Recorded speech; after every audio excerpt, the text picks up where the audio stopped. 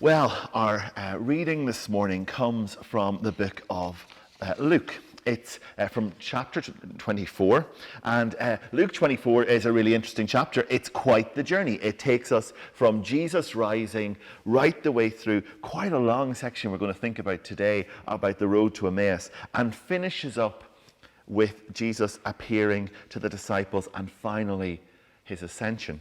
One chapter, an awful lot of ground covered. This morning we are thinking about the Emmaus Road story. And for many of us, I don't know about you, who are into maybe word associations and who think of one thing connecting to another, when we hear Emmaus Road, I think any of us who have any Bible knowledge think the Damascus Road as well. It's those two New Testament road stories. And I think it's good for us to think about them like that, because the Damascus story is quite a shocking story. As you know, there's a shocking experience for Paul, where God turns up, he's blinded, and he's totally changed by the experience. And for some of us, that's a very common faith experience. We have an experience of God, and our lives are changed completely and radically.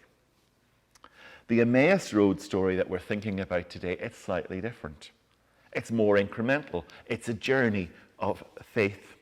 It gives our disciples a number of opportunities to walk with Jesus before they finally get it. And I think when we think about this story, we think about it in a slightly different way than this sort of Damascus bing bang boom sort of story. This is very familiar for us. When we think about it, we're thinking about some disciples who are trying to process some things. I don't know if you're an external processor. I know a lot of Irish people are. We love to talk and talk and talk and talk. When we're thinking about something, we talk it out. We phone somebody. We ask somebody. We talk a little bit more about it. And we talk some more. Verses 13 through to 19 in this passage is just like that. It's like a couple of farmers hanging over a gate, discussing how are we ever going to get through the coronavirus and what are we going to do with the price of meat.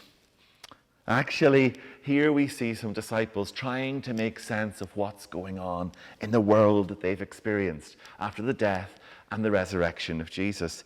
They're trying to work it out. They're walking along side by side, chatting and talking. And then they move into this experience where Jesus walks alongside, but they don't know who he is. They don't know who he is. And there's this absolutely excellent moment in verse 25, which I love, where Jesus tries patiently but firmly to make things clear for them.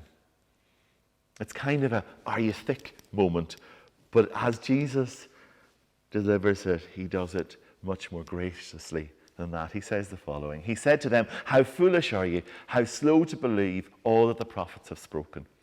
Did not the Messiah have to suffer these things and then enter his glory?" And beginning with Moses and all the prophets, he explained to them what was said in the scriptures concerning himself. These guys still don't get it. They still don't know who he is. He's taught them all of the history of the Old Testament, all of how the Bible teaches and narrative takes us to where they are today, experiencing, spending time with the risen Savior. But they don't get it.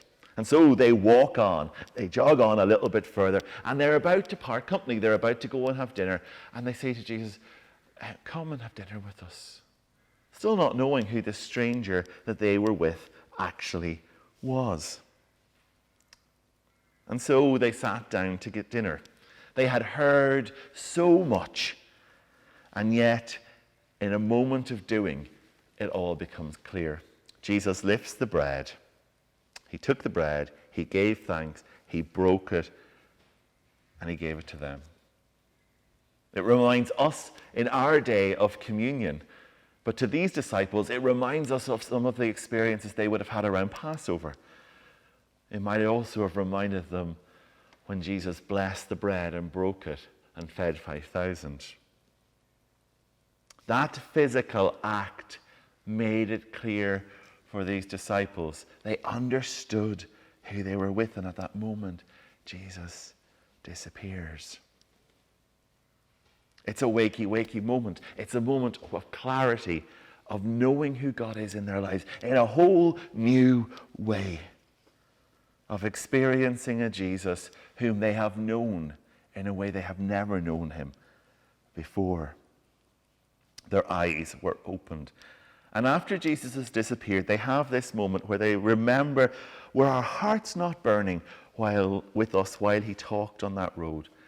They had known there was something of him, but they didn't completely know who he was.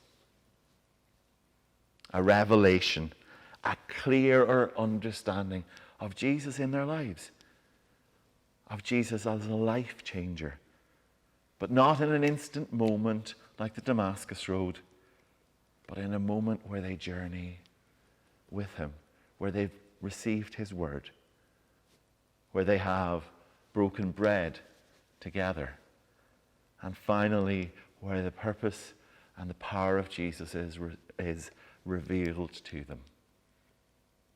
Last week, when we thought about Thomas, he needed to feel Jesus. He needed to put his hands in his hands. This week, with these disciples, we see disciples that take a little bit of longer, whose faith is developed through the journey and experience of knowing who Jesus is, through time, through word, and through experience. For many of us in these really difficult and complicated times, for many of us as we are at home, not able to go very far, or for those of us who do need to be out and about, often in places where we're putting ourselves at risk, I think we live in a time when we are journeying towards God in a way that we haven't for maybe a generation or two. And so, Lord, I pray that as we come to the end of our thoughts together, that the Emmaus Road may be something that points us to knowing who Jesus is in a deeper and more meaningful way.